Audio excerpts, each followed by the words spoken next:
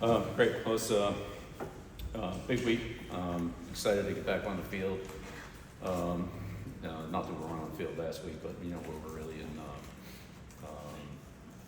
in direct competition in preparation for Clemson here. It's exciting to have our first ACC game.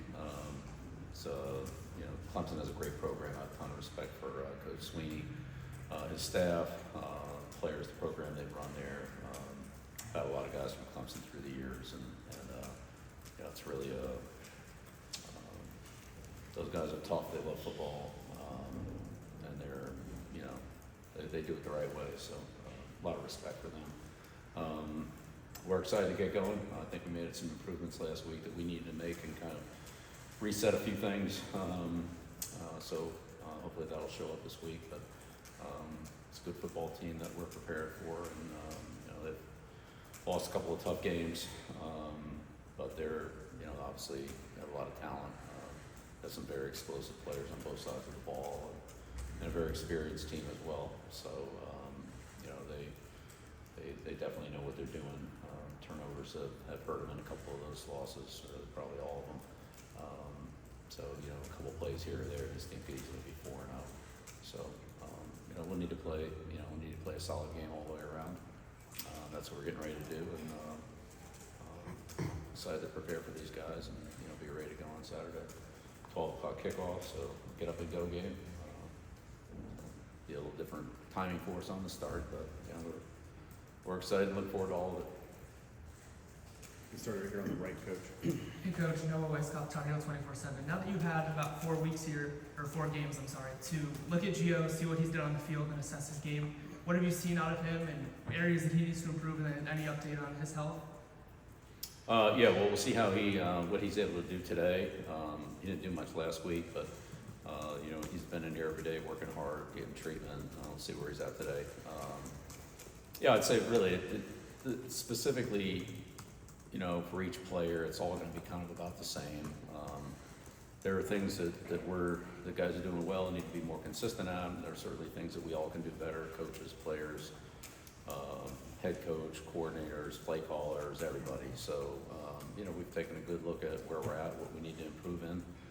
What'll help us the most, there's a lot of things we need to improve in, but what'll help us the most, and we've dedicated time, energy, and practice time to those things, and to try to improve them, in some cases change them, in some cases throw them out, and move to something that we feel like will be a little bit more productive that just maybe isn't working out well for us.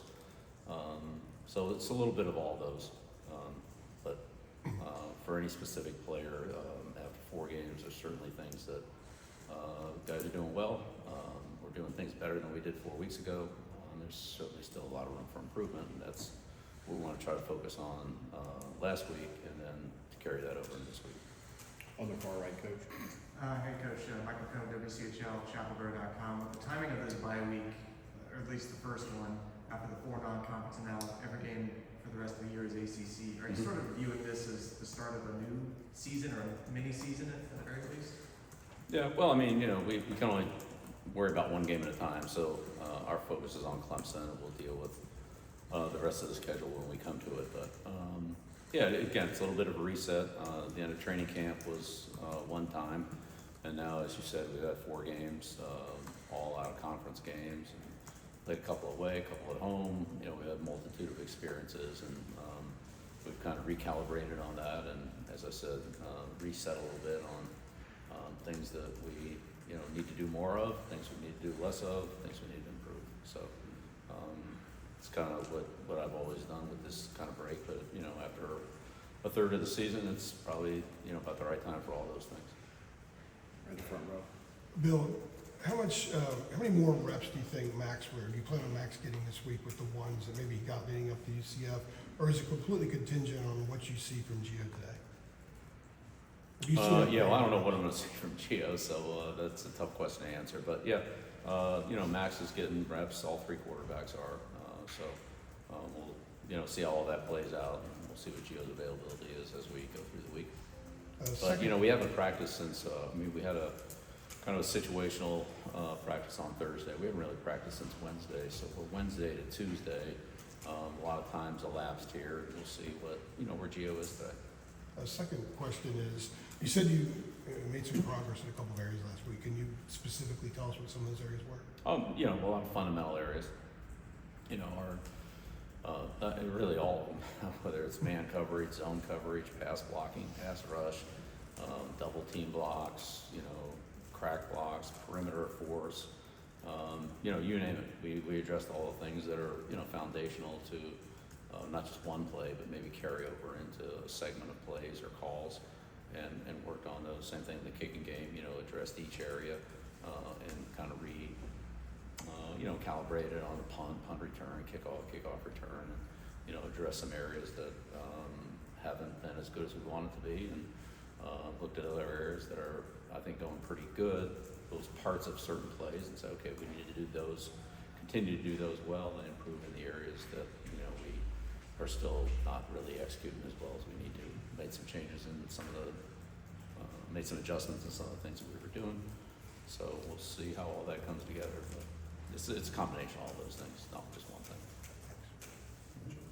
Shelby Swanson with the News Observer. We were talking some at the radio show last night just about the O-line and obviously some of the injuries that you guys experienced there in the off season. I'm curious, just with now Lasky kind of returning and obviously was playing more, like left tackle with UCF, but if you could take us through the process of just how you kind of adapted the offensive line with some of the injuries, and then what we can expect in terms of Lasky maybe staying a left tackle or moving and taking over for Chaplinburg at center. Well, we'll just have to see how all that plays out. I think ultimately,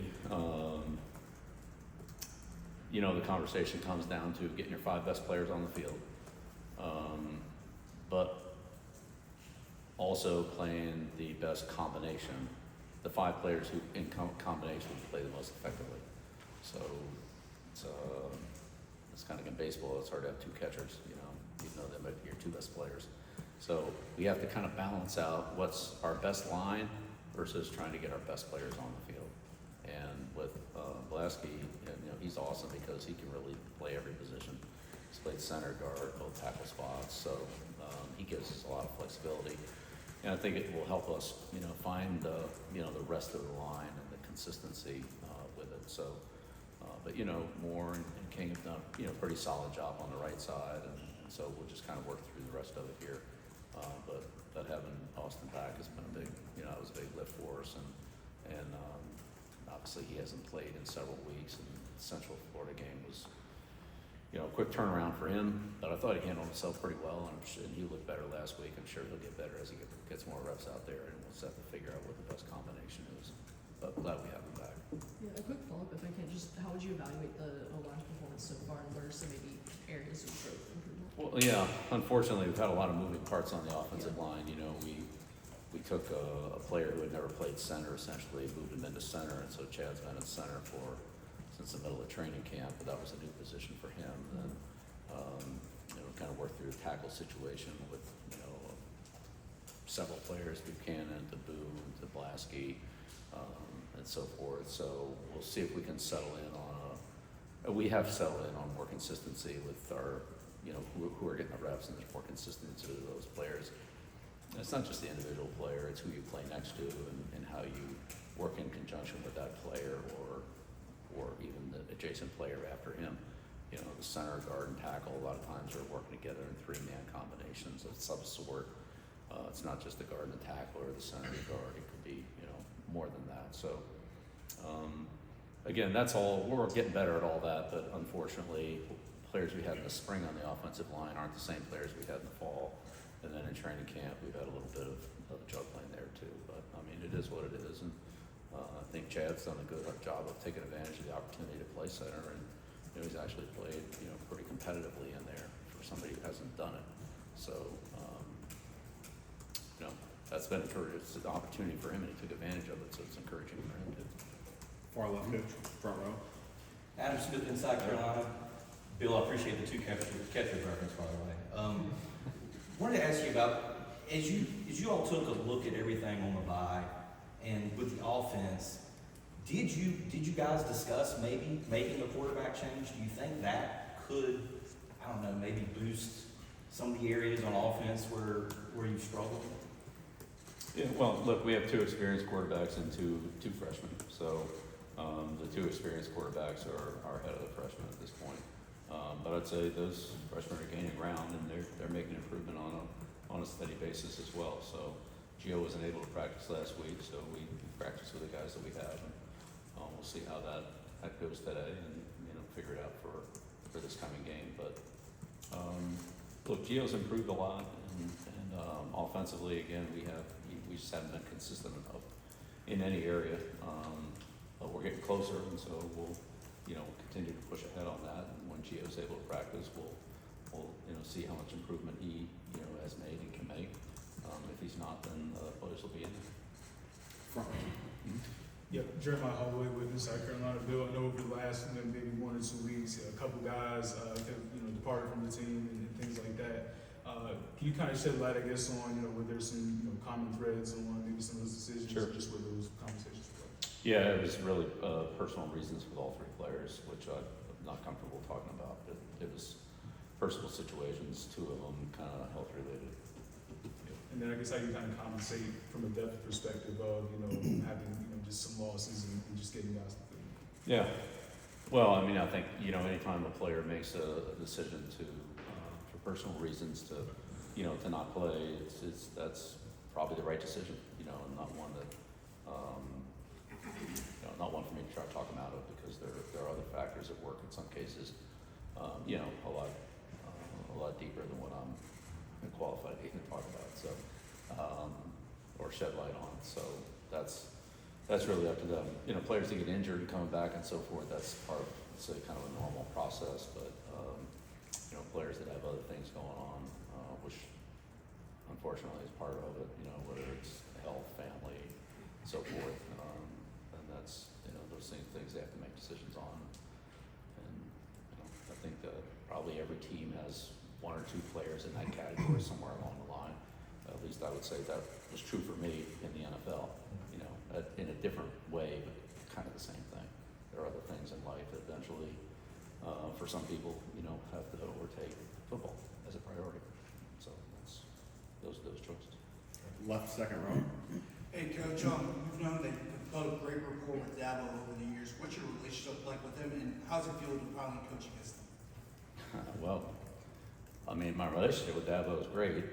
Saturday afternoon, we're on opposite sides of the field, so it is what it is. And, I'll do everything I can to help my team. I'm sure he'll do everything he can to help his. But in the end, I would just say, I think Dabo's done a great job with that program. I have a ton of respect for not only what he's accomplished on the field and his record and all that, but the way he's done it, the players that he's turned out. You can tell that they've come from a program that's very well run and turns out men. And I've dealt with a number of guys, certainly not all of them by any stretch, but I've dealt with a number of them that have come from his leadership and his program, and I've talked to them about what they do, and they're very complimentary of what their experience was at Clemson, and I can see why, and those people represent the school and the program very well. So a ton of respect for Dabo, a ton of respect for Clemson, and all the other people that go with it. I mean, it's more than obviously just him, but clearly he provides a lot of leadership there. 2 more here, Coach. Left, back, and then we'll finish up with Brian. Aaron here to sort of to follow up on that. Dabo was saying, I think today, that he met you a couple times when he was here in the NFL, but he talked to you more in the past year, obviously, than ever before. I'm curious, what stood out to you maybe, or was surprising, or you kind of interacted with him and got to get a better feel for him as a peer at the ACC, considering compared to what you maybe knew when you were in the NFL and as a college coach, sitting guys in the pros? Right. Well, as an NFL head coach, talking to college coaches, whether they're head coaches or coordinators or whatever, I mean, a lot of it's personnel based. People you're thinking about drafting and how they would fit into your program and so forth, things like that. At the ACC meetings in Jacksonville, we're all there together. Dabo spoke a number of times about various issues, and I can just tell from his comments and his opinions on certain things, you know, where he's coming from, what his beliefs are, what's important to him, and you know, what his convictions are, and those were all pretty consistent with what I thought they would be, but to actually, you know, hear him articulate them and talk about things that he deals with, you know, as the head coach at that school, that in all honesty, I haven't had enough experience at this level to appreciate all those, was very insightful for me, and we talked about some things, you know, outside of the meetings and, you know, off camera and things like that, but he's been very, I would say, helpful, you know, in a couple of things that I've asked him about, just, you know, in general, and I appreciate his, you know, his openness and willingness to, you know, try to give me some advice that I've asked for. Last one here. Yeah, Brian Murphy, WRL. Last week, the Chancellor and the board chairman talked about patience in evaluating this football program. Last night, Michael Marty talked about bringing in 40 new players next year, many of them from high school, kind of rebuilding or building through high school. That kind of leads at least some to think this is a 2 or 3 year project. In your mind, is that how long it's going to take? And do you see this as a rebuild at this point? Well, I mean, we don't have very many players that were here from when we got here. And there are only a handful that are playing that were recruited here. So, I mean, that's what it is. I don't look at it as anything other than I'm going to do the best I can to coach the team today, help the team prepare for Clemson and play well on Saturday. And at the same time, recruit and build the team for next year through the high school opportunities that we have now. There'll be a portal that will occur later on, but again, that's very vague at this point because nobody knows in the portal or, you know, so forth. So that's really a bridge to cross at another time. But we've recruited a lot of high school players that, you know, I think would be good fit in our program here. And the numbers are high because the low numbers from the previous 2 years, you know, allow for that. So time frame, expectations, all that. I mean, I don't have any conversation about that. I'm just going to do the best I can for this team at this point in time, and at the same time, we're going to recruit and try to bring in high school players that will really be the foundation of the team. And eventually, once your program's established, then I think whether it's pro free agency or college transfer portals, you supplement your team with players in those areas that can help the team because you have a certain need or opportunity to improve your team through those acquisitions. And so that's, you know, the way that they would generally be used for. I don't think you can really build a team through free agency or transfers. But you can improve your team, and there are good players to be had there. So, I mean, I'm not saying that, but as far as establishing a program with guys that have, you know, not even been here a full year, and then do the same thing again next year, do the same thing year after that, it's not really establishing a program. You need to have, you know, kids come in at the beginning, go all the way through, and be able to build and grow in it and be foundational for the next group that comes in behind them. Thanks, everybody. Thanks, Bill. All right.